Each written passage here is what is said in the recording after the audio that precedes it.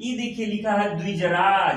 द्विज माने होता है तारा, द्विज मतलब तारा, और राज माने उसका राजा। तो तारों का राजा कौन होता है? पर्यायवाची होती है। राका रात की पर्यायवाची होती है। राका रात की आप में से देखिएगा जिसका नाम राकेश होगा, जान जाइएगा रात का मालिक है वो, रात का स्वामी। आज के बाद से बस सिर्फ एक बात कि पर्यायवाची मतलब हलवा। नमस्कार, आदाब, फर्स्ट क्लास मस्त तो होंगे ही होंगे। अब नहीं पूछेंगे कि आप कैसे हैं, इसलिए कि मुझे पूरा भरोसा है कि आप फर्स्ट क्लास मस्त होंगे। हिंदी पर्यायवाची पिछले वीडियो बताया था ना कि पर्यायवाची कैसे तैयार किया जाता है, पर्यायवाची बनाया जाता है, रटा उटा नहीं जाता है। आज देखिए चंद्रमा के ढेर सारे पर्यायवाची हैं, तो कैसे याद कीजिएगा चंद्रमा की पर्यायवाची, उसको बनाने का तरीका बता रहा हूं। ये कुछ शब्द मैंने आप लोगों के सामने लिखा हुआ है। अब इसका जरा पोस्टमार्टम किया जाए कि चंद्रमा की पर्यायवाची याद क्यों नहीं होगा।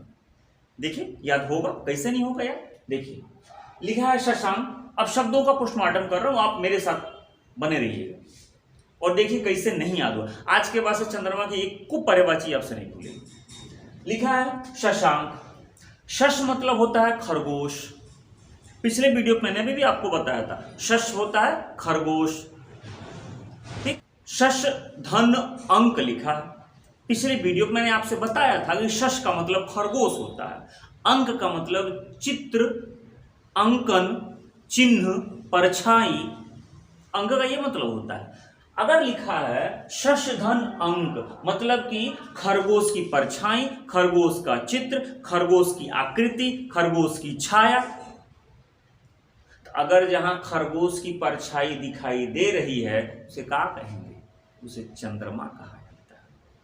संस्कृत के विद्वानों ने ये अपने अपने श्लोकों में लिखा हुआ है कि चंद्रमा में जो आकृति बनती है वो खरगोश की जैसी आकृति बनती है। अब बनती कि नहीं बनती है मुझे नहीं मालूम, ये आप लोग चेक कर लीजिएगा रात में छत पे चढ़ करके। ठीक, लेकिन साहित्यकारों ने लिखा हुआ है कि जो आकृति दिखाई देती है काला धब्बा वो खरगोश की आकृति है। भैया समझ में आ गई बात हमारी? तो शशधन अंक हो गया शशांक। वही चीज है शब्द शशधर, यानी खरगोश की आकृति को धारण करने वाला। तो खरगोश की आकृति धारण करना, फिर वही बात हो, इधर मैंने धारण करने वाला, तो हो गया चंद्रमा। कलाधर। अब देखिए कला, कला जानते हैं क्या होता है? चंद्रमा पहले एकदम पतला सा दिखाई देता है, एक कम दूज, फिर मोटा मोटा होते होते फिर जब गोल सा चेहरा मुखड़ा बनकर तैयार हो जाता है। तो ये जो परिवर्तन होता है ना, पहले पतले में, फिर उससे मोटा, फिर उससे मोटा, फिर आधा, फिर पूरा टुकड़ा, ये उसको उसकी कलाएं कहा जाता है। ये चंद्रमा भी कलाएं, चंद्रमा भी एक्टिंग करता है ना, तो उसकी वो कलाएं हैं। ठीक है, तो कला किसके अंदर पाई जाती है? चंद्रमा के अंदर पाई जाती है। बाकी किसी पिंड के अंदर कला तो आप नहीं देखेंगे।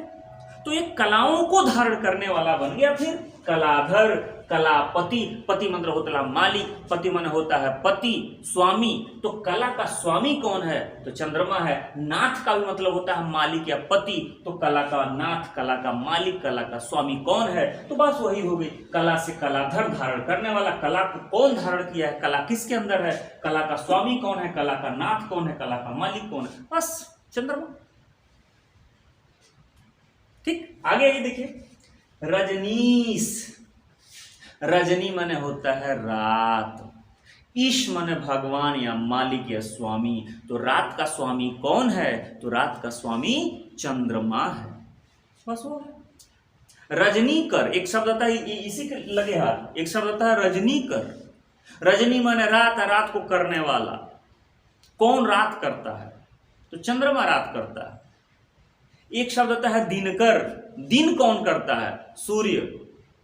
तो जब दिनकर कहे तो सूर्य कहना होता है ना, तो दिनकर माने होता है सूर्य, और रजनीकर कहे तो चंद्रमा हो जाएगा। दिन कौन करता है? तो सूर्य करता है। रात कौन करता है? तो चंद्रमा करता है। ठीक, समझ में तो आ ही रहा, समझ में आ रहा है। अगर अच्छा लग रहा है बस एक लाइक कर दीजिएगा, शेयर कर दीजिएगा। ठीक, आइए मृगांक। मृगांक, मृग, अंक। फिर बात हुई यहाँ मृग का मतलब होता है जानवर की पर्यायवाची होती है, हिरण की पर्यायवाची होती है। ठीक है, तो मृग अंक, यहाँ अगर मृग, यहाँ मृग का अर्थ जानवर से होता है। ठीक है। मृग का अर्थ जो होता है रियल में शुद्ध रूप से अगर देखा जाए तो मृग का अर्थ एक पशु की पर्यायवाची होती है मृग, लेकिन हम लोग जनरली हम लोग मृग हिरण को कह देते हैं। ठीक, तो मृग का मतलब हिरण भी होता है, मृग का मतलब जानवर भी होता है। अब लिखा है मृग अंक। अभी मैंने बताया अंक माने, अंक का मतलब क्या होता है? अंक का मतलब अंकन होता है, चित्र होता है, परछाई होता है, छाया होता है। अगर जानवर की परछाई या जानवर का अंक हुआ तो एक बात बताइए, ये मृगांक और शशांक एक ही हुआ कि नहीं हुआ? शशांक का मतलब सीधा सीधा हम कह रहे हैं कि खरगोश की परछाई, बात वही यहाँ पे कह रहे हैं मृगांक। मृगांक का मतलब एक जानवर की परछाई। अगर जिसमें एक जानवर की परछाई दिखाई दे रही है, एक जानवर का अंकन, एक चित्र दिखाई दे रहा है, तो उसे हम चंद्रमा कहते हैं। ठीक, आइए तारकेश्वर भाई पे देखा है, तारकेश्वर कौन है? तारक का मतलब होता है तारा। तारक मतलब तारा, तो तारक मतलब तारा, ईश्वर माने देवता, भगवान, मालिक, स्वामी, नाथ। तो तारक का स्वामी, तारों का स्वामी कौन होता है? तो तारों का स्वामी होता है चंद्रमा। ये देखिए लिखा है द्विजराज। द्विज माने होता है तारा, द्विज मतलब तारा, और राज माने उसका राजा।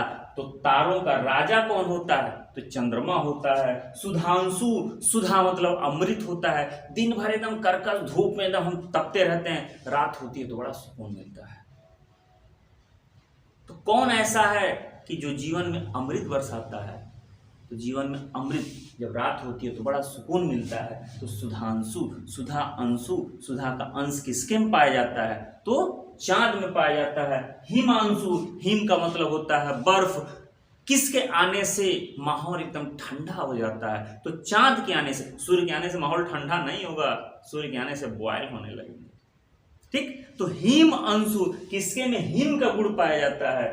तो चंद्रमा में पाया जाता है। ये देखिए मजेदार, राकेश, राका, राका, राका, राका किसकी पर्यायवाची होती है? राका रात की पर्यायवाची होती है। राका रात की आप में से देखिएगा जिसका नाम राकेश होगा, जान जाइएगा रात का मालिक है वो, रात का स्वामी है वो।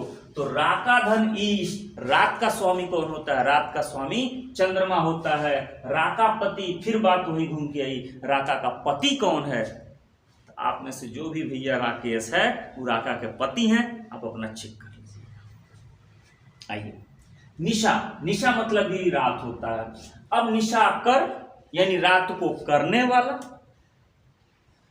तो रात कौन कर रहा है बताया हूं कि निशा कर होगा तो चंद्रमा कहिएगा, और दिन कर होगा तो सूर्य कहना, अभी बताया थोड़ी देर पहले। निशानाथ, रात का नाथ, रात का मालिक, निशापति, और तो ही घूम फिर के वही समझ गए होंगे। कहां आपको लगा कि पर्यायवाची नहीं याद हो पाएगा? कैसे लगा आप जरा बता दीजिए। अगर जिसको जिसको लगा कि पर्यायवाची नहीं याद हो पाएगी वो कान पकड़ेंगे। आज के बाद से कसम खाइए कि ये नहीं कहेंगे। आज के बाद से बस सिर्फ एक बात कि पर्यायवाची मतलब हलवा। ठीक, मिलते हैं अगली वीडियो में।